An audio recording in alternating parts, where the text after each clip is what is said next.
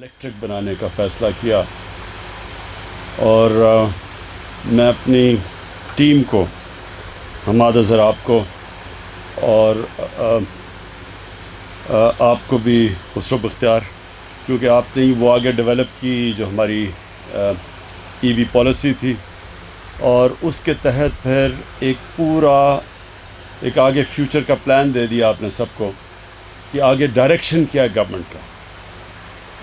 دیکھیں، جو آج تک ملک آگے گئے ہیں ان میں سب سے بڑی جو ایک کامن چیز رہی ہے سارے ملکوں نے، جو انہوں نے سب نے کیا، وہ یہ کہ انہوں نے ہمیشہ آگے کا سوچا۔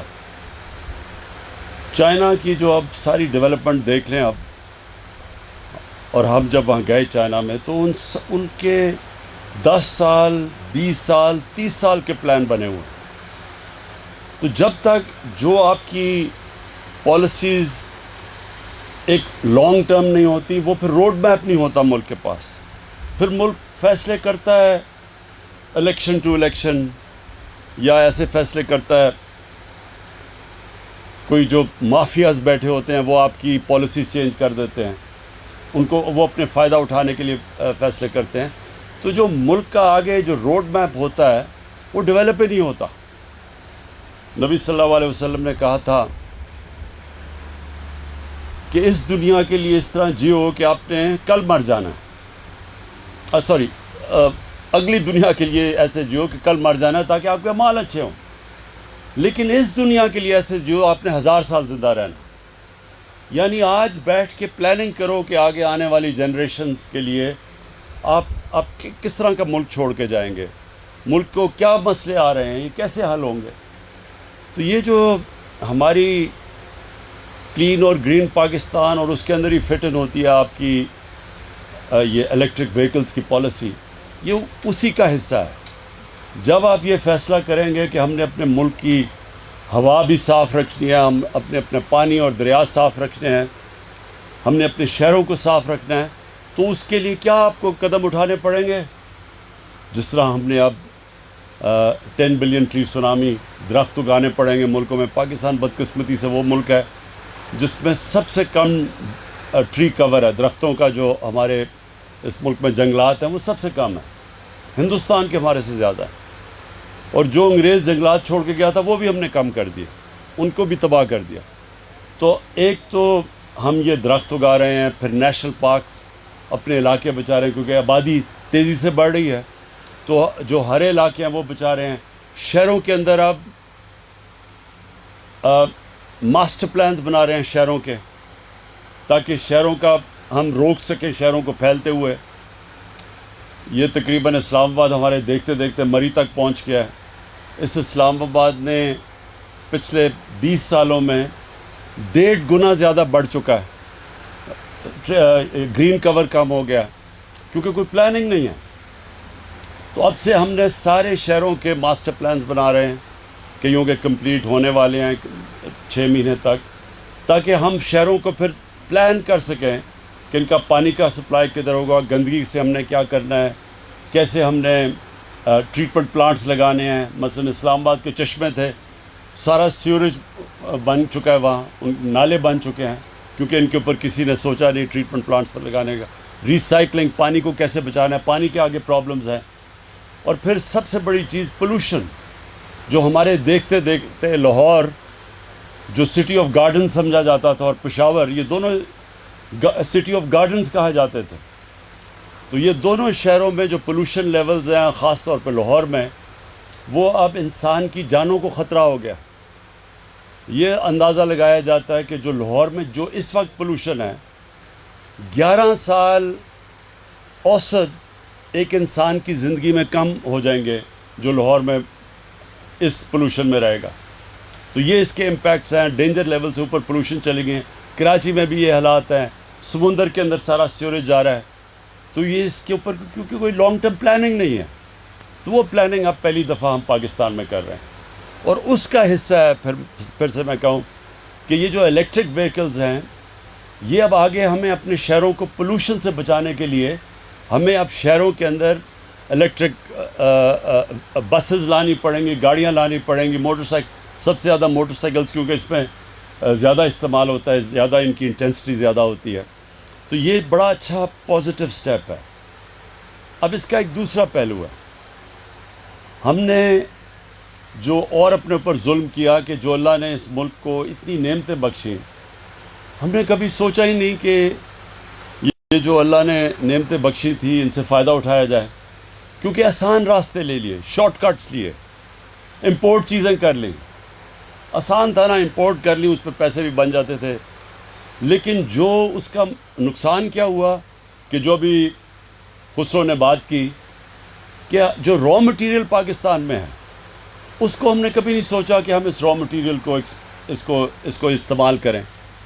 تو ساری چیزیں امپورٹ کرنے شروع کر دی ہیں. آسان راستہ ہے، لیکن اس کا نقصان یہ ہے کہ ملک غریب ہوتا جاتا ہے، ویلتھ کریشن ہوتی نہیں ہے. جب آپ امپورٹ زیادہ کرتے ہیں، جو انہوں نے ابھی بات کی بیلنس آف پیمنٹ، خسرو یہ لوگوں کو سمجھا بھی دیں بیلنس آف پیمنٹ ہوتا کیا، عام لوگوں کو نہیں سمجھ آتی اس کی.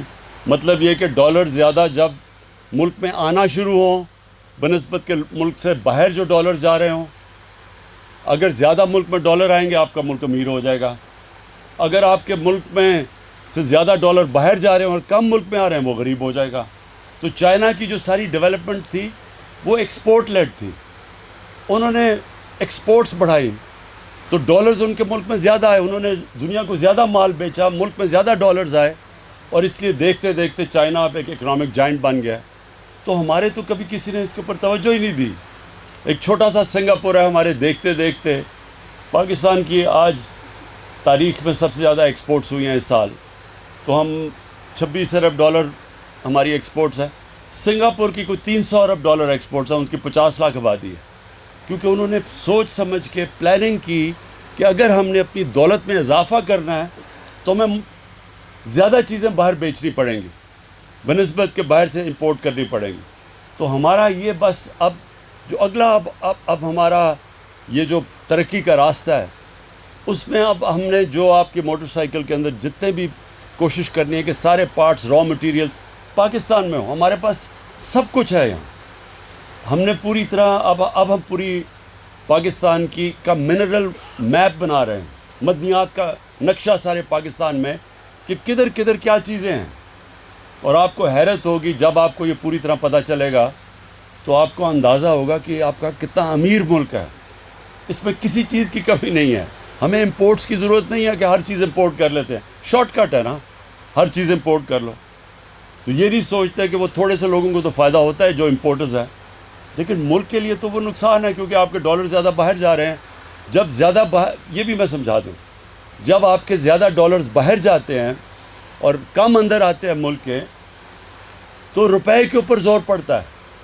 جب ڈالر کم ہوتا ہے تو روپے کی قیمت گر جاتی ہے، ڈالر اوپر چلا جاتا ہے، ڈی ویلیویشن جس کو کہتے ہیں. تو جب آپ کا روپے کی قیمت گرتی ہے سب کچھ مہنگا ہو جاتا ہے، غربت بڑھ جاتی ہے، ملک غریب ہو جاتا ہے. تو ہمیں اس لیے سارا اپنا جو سوچ ہے وہ بدلنی ہے. ایک نیا روڈ میپ پاکستان کو دینا ہے جس نے آگے کا سوچنا ہے، جس نے سب سے پہلے اپنی آنے والی نسلوں کا سوچنا ہے. یہ جو ماحولیات ہے، ہماری انوائرمنٹ ہے، یہ جو گلوبل وارمنگ ہے، یہ جو پاکستان کو متاثر کرتی ہے، پہلی دفعہ اس پیمانے پہ پاکستان جو سٹیپس لے رہا ہے وہ انٹرنیشنلی اکنالجڈ ہیں. مجھے اس کا بڑا فخر ہے کہ دنیا مانتی ہے کہ پاکستان لیڈ ان چند ملکوں میں سے جو لیڈ کر رہا ہے انوائرمنٹ کے اندر، گلوبل وارمنگ کے جو خلاف کیمپین ہے اس کے. اب دوسری جو ہماری کیمپین ہے وہ یہ کہ ہم ابھی سے اپنی دولت کا ویلتھ کریشن کیسے کریں، دولت میں اضافہ کیسے کریں. وہ کون سے ہم نے اب قدم اٹھانے ہیں کہ اب ہماری اکانومی ماشاء اللہ تیزی سے اوپر جا رہی ہے. آگے ہمیں کیا مسئلہ آئے گا؟ ہمیں مسئلہ تب آئے گا کہ اگر ہمارے ملک میں ڈالرز کی کمی ہونی شروع ہو گئی کیونکہ زیادہ ڈالرز باہر جانے شروع ہو گئے، کرنٹ اکاؤنٹ ڈیفیسٹ ہو گیا، تو یہ ہمارے روکے گا ہماری گروتھ کو. پھر ہمیں IMF کے پاس جانا پڑے گا. لہٰذا ابھی سے ہم وہ سب قدم اٹھا رہے ہیں کہ ہمارے ملک میں ڈالرز کی کمی نہ ہو تاکہ ملک میں ہماری گروتھ ریٹ افیکٹ نہ ہو. اور اس کے لیے ہر وہ چیز کرنی ہے. ہم نے جو چیز ہم پاکستان میں بنا سکتے ہیں وہ کریں. جو را مٹیریل پاکستان میں جو اویلیبل ہے اس کو استعمال کریں، اور ساری انویسٹمنٹ اس طرح کریں کہ پاکستان سے ہم چیزیں ایکسپورٹ کر سکیں. انڈسٹری بھی، انویسٹمنٹ بھی جو باہر سے پاکستان میں آئے اس کا مقصد یہ ہو کہ پاکستان سے باہر کتنی چیزیں ایکسپورٹ کر سکتی ہے وہ، اور یہ ہمارا دوسرا ہے. اور انشاءاللہ مجھے جو تیسری چیز بڑا اس ملک کے لوگوں کے اوپر پورا اعتماد ہے کہ جب بھی اس ملک کے لوگوں کو ٹیسٹ کیا گیا ہے، جب بھی ہم نے مشکل وقت آیا، زلزلہ آیا، ہمارا فلڈز جب آئے 2010 کے، تو جب بھی لوگوں کو اس ملک کے ٹیسٹ کیا گیا تو لوگ ہمیشہ ہمارے لوگ ان میں وہ کھلے دل کے لوگ ہیں، جنراسٹی ہے. اگر آج ٹیکس نہیں دے رہے تو اس کی بہت بڑی وجہ یہ ہے کہ ان کو یہ اعتماد ہی نہیں ہے کہ ہمارا ٹیکس صحیح طرح استعمال ہوگا. ان کو آپ اعتماد بحال کر رہے ہیں کہ ان کا ٹیکس ان کے لیے، اپنے خرچے کم کر رہے ہیں، فضول خرچی کم کر رہے ہیں. یہ جو پروٹوکول کے اوپر ہم پیسے خرچ کرتے ہیں اپنے سے شروع کر رہے ہیں نا، اپنی مثال سے. وہ پروٹوکول کے پیسے ہم پورا بچا رہے ہیں. اپنے پرائم منسٹر ہاؤس اور پرائم منسٹر سیکریٹریٹ صرف 3 سال میں 108 کروڑ روپیہ ہم نے ان 2 ہاؤسز کا کم کیا ہے. اور جو باہر کی ٹریول ہے اس سے پیسہ بچا رہے ہیں، صرف اپنے ٹیکس پیئر کو یہ بتانے کے لیے کہ آپ کے ٹیکس کی ہم قدر کرتے ہیں. ہم آپ کا ٹیکس آپ کے اوپر خرچ کریں گے بنسبت اپنے اوپر خرچ کرنے کے لیے. تو جیسے جیسے ان کا یہ اعتماد بحال ہوتا جائے گا، انشاءاللہ ہماری ٹیکس کلیکشن بڑھتی جائے گی، ملک کی دولت میں اضافہ ہوتا جائے گا، ملک اپنے پیر پہ کھڑا ہو جائے گا. یہ جو ہمارے ذہن میں ایک غلامی آئی ہوئی ہے کہ جب تک ایڈ نہیں آتی، باہر سے امداد نہیں آتی یا قرضے نہیں آتے، ملک نہیں چلے گا. ملک کا پرائم منسٹر باہر جاتا ہے تو پہلی چیز پوچھتے ہیں جی کتنے پیسے لے کے آئے، کتنی جی امداد ملی. کامیاب دورہ کیا ہوگا کہ پیسے لے کے آ گئے، بھیک مانگ کے کسی سے پیسے لے کے آ گئے. جب تک یہ ذہنی غلامی سے نہیں ہم نکلیں گے، جب تک انسان اپنے پیر پہ نہیں کھڑا ہوتا، اس کو پتہ ہی نہیں چلتا کہ اس کے اندر اللہ نے کتنی طاقت دی ہے. جب تک وہ وثاقیوں سے چلتا ہے وہ کبھی اس کے اندر زور نہیں آتا. تو وہ پاکستان اب تیسرے راستے پہ نکل گیا اپنے پیر پہ کھڑے ہونے کے لیے. اور انشاءاللہ آپ دیکھیں گے دنوں میں کہ یہ ایک مہینوں میں، سالوں میں کہ یہ کتنا بڑا عظیم ملک بنے گا. ڈاکٹر امجد آپ کو اور آپ کی ٹیم کو میں پھر سے مبارک دیتا ہوں، خراج تحسین پیش کرتا ہوں، اور انشاءاللہ آپ